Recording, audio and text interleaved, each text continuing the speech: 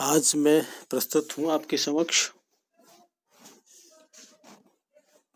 Third year के second paper Hindi साहित्य के अंतर्गत निबंध और भाषा जो प्रश्न पत्र है उसमें एक नई निबंध के साथ डॉक्टर रामविलास जी शर्मा हैं। उन्होंने एक निबंध लिखा है प्रेमचंद और भाषा समस्या। वो आपके पाठ्यक्रम में है और निबंधकार महोदय ने जो कि प्रगतिशील विचारकों के आलोचक रहे हैं, उन्होंने प्रेमचंद के जो संपूर्ण साहित्य है, गद्य साहित्य है, उपन्यास और जो कहानी लिखी है, उनमें जो जिस भाषा का उन्होंने यहाँ प्रयोग किया है प्रेमचंद जी ने, या प्रेमचंद जी के जो भाषा संबंधी विचार रहे हैं, उन विचारों को लेकर के इस निबंध को बुना है, निबंध को लिखा है उन्होंने। और उन्होंने ये बताने का इसमें प्रयास किया है कि प्रेमचंद जी भारत के लिए किस प्रकार की भाषा चाहते थे। प्रेमचंद जी ने अपनी साहित्य लेखन के माध्यम से एक उर्दू के प्रति, हिंदी के प्रति, राष्ट्रभाषा के संदर्भ में, राजभाषा के संदर्भ में, साहित्यिक भाषा के संदर्भ में अपने क्या विचार रखे हैं, उन पर उन्होंने अपने एक विचार यहाँ निबंधकार ने व्यक्त करने का सफल प्रयास किया है, पाठकों तक अपनी बात पहुँचाई है। और प्रेमचंद जी को लेकर के उन्होंने उनके साहित्य जगत से उदाहरण लेकर के ने यह समझाने की बात की है। यहाँ पर देखिए,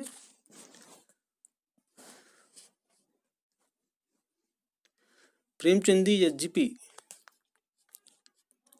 जो विश्व साहित्य जगत के माने जाने उपन्यासकार माने जाते हैं, उन्होंने हिंदी और उर्दू के मिले जुले रूप को अपने गद्य साहित्य में व्यक्त किया है। ऐसे ही विचारों को लेकर के रामविलास जी शर्मा ने अपने इस निबंध के माध्यम से ये बताया है कि क्या भाषा की समस्या है, राष्ट्रभाषा क्या है, सरल और कठिन भाषा क्यों होती है,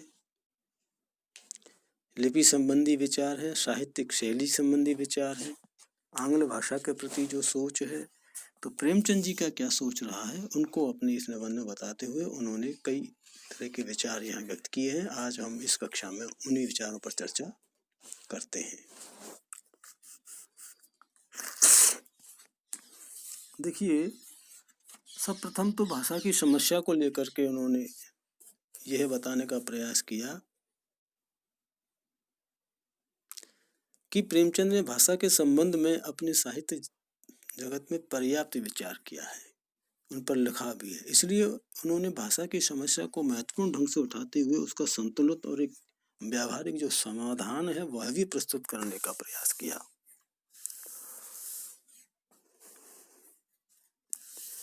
चूंकि मुंशी प्रेमचंद पहले उर्दू भाषा में ही लिखते थे, तो उन्होंने जब सेवा सदन उपन्यास लिखा तो उनके मन में भाषा की समस्या को लेकर के ही प्रश्न समाया हुआ था। इसी समस्या के समक्ष आते हुए उन्होंने कहा था कि हमें हिंदी और उर्दू भाषा का भेद मिटा देना चाहिए और इस बारे में, इस संबंध में हमें उदारता पूर्वक काम लेना चाहिए। तो उस समय उर्दू और हिंदी का जो प्रश्न था उनके सामने तरोताजा था। तो प्रेमचंद और भाषा समस्या निबंध में प्रेमचंद जी के सामने जो भाषा को अपनाने की या भाषा को माध्यम बना करके गद्य लिखने की जो समस्या थी, उसको रामविलास जी शर्मा ने अपने इस निबंध में व्यक्त किया। दूसरा जो विचार है उनका वो है कि राष्ट्रभाषा के प्रश्न पर मुंशी प्रेमचंद जी के क्या विचार थे। उनका सदैव स्पष्ट विचार रहता था कि देश की एक राष्ट्रभाषा होनी चाहिए। अब वह राष्ट्रभाषा कुछ गिने चुने आदमियों की नहीं होनी चाहिए, बल्कि देश के समूह की समझ में आने वाली ऐसी भाषा होनी चाहिए जिसको प्रचलन में भी सहजता और सरलता रहे। तो राष्ट्रभाषा के संबंध में उनकी सोच थी कि राष्ट्रभाषा केवल रईसों और अमीरों की भाषा नहीं हो सकती, उसे किसान और मजदूरों की भाषा बनना पड़ेगा। तो इस सोच से तो भाषा भाषियों की सुगमता के लिए भी हिंदी का शब्दकोश भी इसीलिए बढ़ाना चाहते थे। इसके साथ ही राष्ट्रभाषा के राजनीतिक महत्व को भी वो पूरी तरह स्वीकार करते थे। राष्ट्रभाषा को सही महत्व न दिला पाने और उसके महत्व को न समझने के कारण वे नेताओं की स्वार्थ वृत्ति को ही जिम्मेदार ठहराते थे। तो राष्ट्रभाषा के प्रति उदार मन रखने के कारण उन्होंने राष्ट्रभाषा में स्वयं साहित्य का सृजन किया था और हिंदी साहित्य के महत्व को गौरव प्रदान किया था। प्रेमचंद जी सदैव सरल भाषा लिखने के पक्षधर रहे हैं। उन्होंने साहित्य की कठिनाई को भली भांति समझा था और अपनी गद्य साहित्य में भी प्रेमचंद जी ने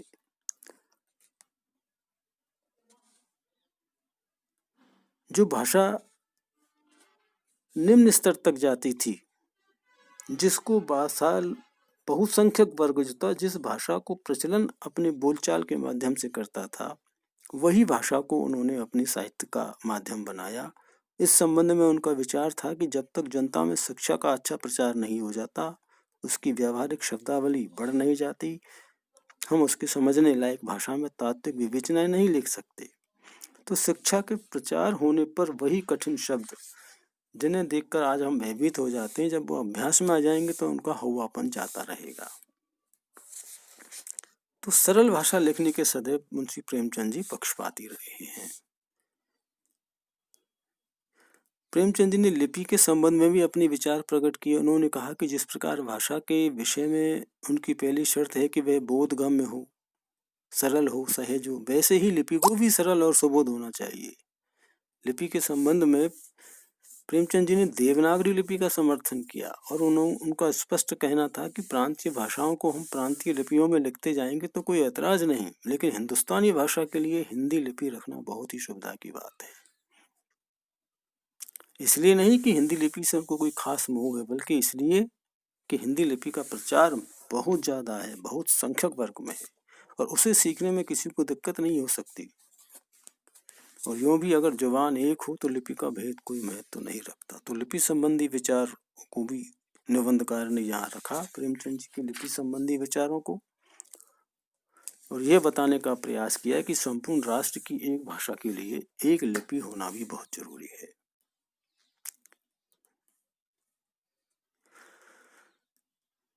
लेखक ने यहाँ एक चीज और उस पर प्रकाश डालते हुए बताया कि प्रेमचंद हिंदी भाषी जाति के लेखक थे। वे हिंदुस्तानी कौम की तारीख बनाने वाले साहित्यकार थे और हिंदी और उर्दू दोनों भाषाओं में बराबर रचनाएं भी की उनकी। इसके साथ ही उन्होंने हिंदी और उर्दू के लेखकों को नजदीक लाने की भी कोशिश की, क्योंकि वे हिंदी के पक्षधर होते हुए भी दोनों भाषाओं के विकास को साथ साथ दिखाने के पक्षधर थे। सही अर्थों में तुलसीदास के बाद हिंदी के सबसे बड़े साहित्यकार थे प्रेमचंद। यही कारण है कि जहां हिंदी उर्दू पढ़ने वालों ने प्रेमचंद की रचनाओं का आनंद उठाया, वहीं राष्ट्रीय एकता का भी भाव पर्याप्त विकसित हुआ। तो हिंदी भाषी जाति के लेखक थे मुंशी प्रेमचंद। बहुसंख्यक वर्ग में उनको पढ़ा गया।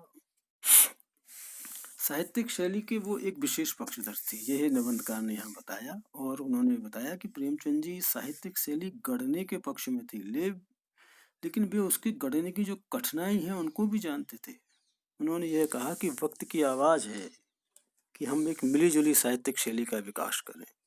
प्रेमचंद जी हिंदी और उर्दू दोनों का ही अत्यधिक निकट से देखते थे, इसलिए उन्होंने हिंदी को बहुत ज्यादा संस्कृतनिष्ठ और उर्दू को बहुत अधिक अरबी फारवी से युक्त बनाने का भी विरोध किया।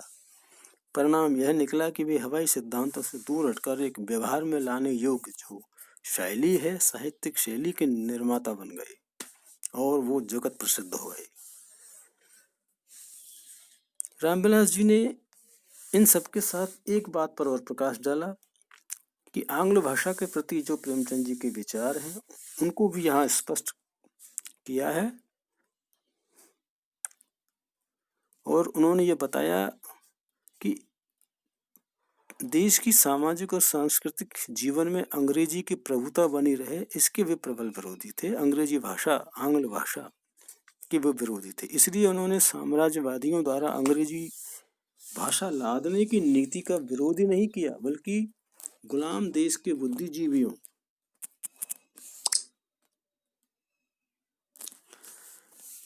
का भी विरोध किया, जो अंग्रेजी भाषा के भक्त बन रहे थे। तो प्रेमचंद के भाषा संबंधी जो विचार हैं वो व्यावहारिक हैं, उनमें एक प्रकार की राष्ट्रीय भावना का ही स्वर मिलता है, ऐसा इस निबंध से हमको जानकारी मिलती है।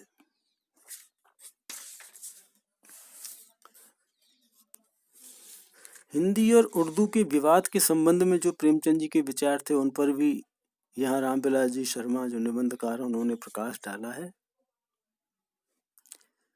हिंदुस्तानी जो कौम है उसकी एकता में हिंदी और उर्दू का जो विवाद बढ़ता जा रहा था, उस समय जो एक बहुत बड़ी बाधा बन रहा था, उस विवाद के संबंध में जो प्रेमचंद के विचार थे, उनको बताते हुए उन्होंने लिखा कि प्रेमचंद जी इसके लिखने वालों को दो कौमों का लेखक नहीं मानते, इसलिए वे हिंदी और उर्दू दोनों भाषाओं के लेखकों को समीप लाना चाहते थे, जिससे एक मिली जुली साहित्यिक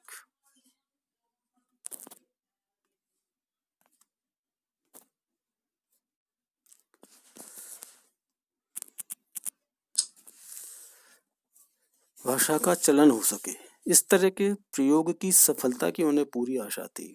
उन्होंने दिल्ली में हिंदुस्तानी सभा के स्थापित होने पर उसका स्वागत किया, क्योंकि उसमें उर्दू और हिंदी के लेखक एक साथ बैठकर बहस करते थे। इस संबंध में उनका विचार था कि जब उर्दू का अदीब अपनी कोई रचना ऐसे समाज के सामने पढ़ेगा जिसमें हिंदी के लेखक भी शरीक हैं, तो वह ऐसी भाषा लिखने की कोशिश करेगा जो हिंदी वालों की समझ में आए। इसी तरह हिंदी का लेखक उर्दू के अदीबों की मंडली में अपनी भाषा को सुबोध रखने पर मजबूर होगा। इसी प्रकार राष्ट्रभाषा सम्मेलन वाले भाषण में अपने विचार व्यक्त करते हुए प्रेमचंद जी के विचारों को स्पष्ट करते हुए उन्होंने लिखा कि उन्होंने हिंदी उर्दू का भेद संस्कृत और फारसी शब्दों के प्रयोग पर निर्भर बतलाया। इसके साथ ही उन्होंने हिंदी की बोलियों के स्वभाव की तरफ भी ध्यान दिलाया था। इसके साथ ही उन्होंने विचार व्यक्त करते हुए कहा कि वक्त की आवाज़ यह है कि हम हिंदी उर्दू विवाद में नहीं पड़ें, एक बल्कि मिली-जुली साहित्यिक शैली का विकास करें और हिंदी को न अधिक संस्कृतनिष्ठ और न उर्दू को अधिक अरबी फारसी से युक्त बनाने का उपक्रम करें। तो वे दोनों भाषाओं के पक्षपाती थे और इन दोनों भाषाओं के विवाद को समाप्त करने के समर्थक रहे हैं।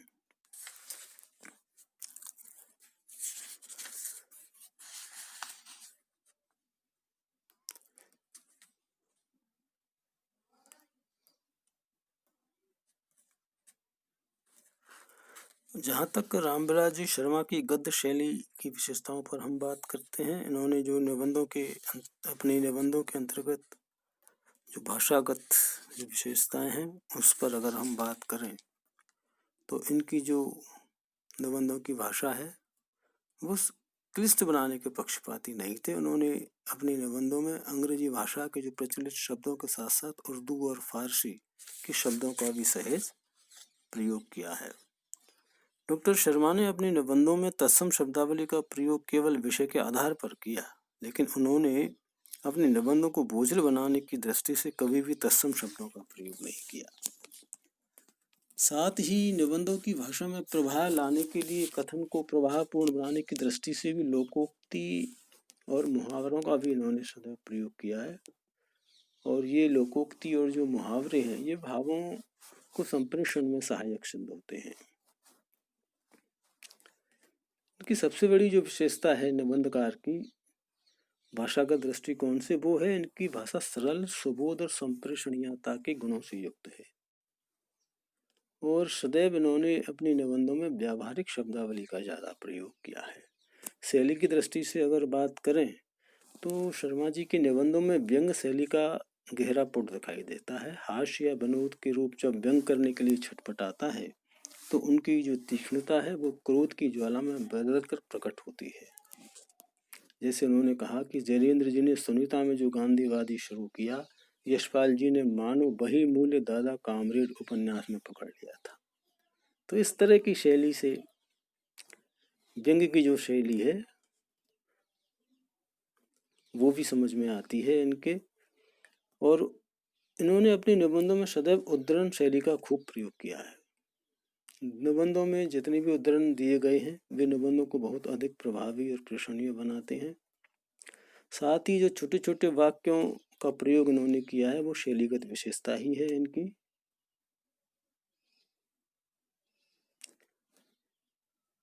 एक प्रवाह शैली को बड़े प्रमुख रूप से उन्होंने अपनाया है।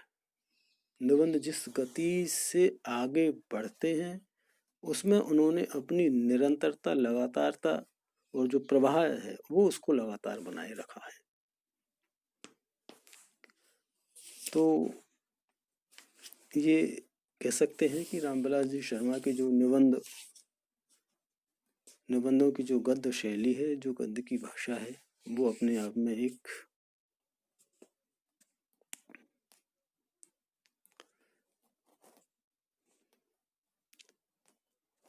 उनका निबंध साहित्य, हिंदी साहित्य जगत का योगदान अविस्मरणीय है। तो आज की इस कक्षा में मैंने आपको रामविलास जी शर्मा का जो निबंध है उस पर मैंने